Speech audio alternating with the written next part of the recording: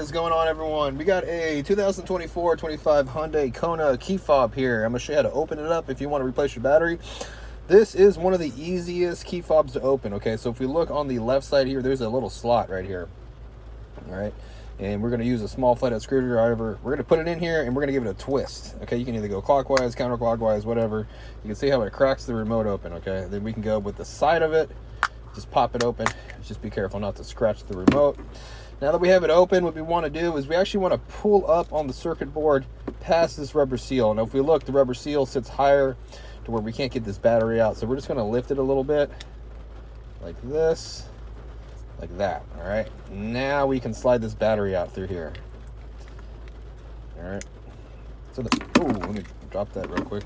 Let me get this.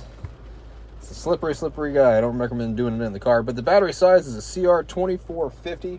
Positive sign right here is facing out towards us. When you get your new battery, you just slide it in there all the way and get the board.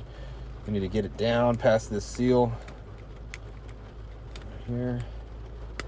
Snap that guy back in there, and we get our cover and we just snap the cover back on. It's just super easy. This is one of the super easiest, nicest key fobs ever.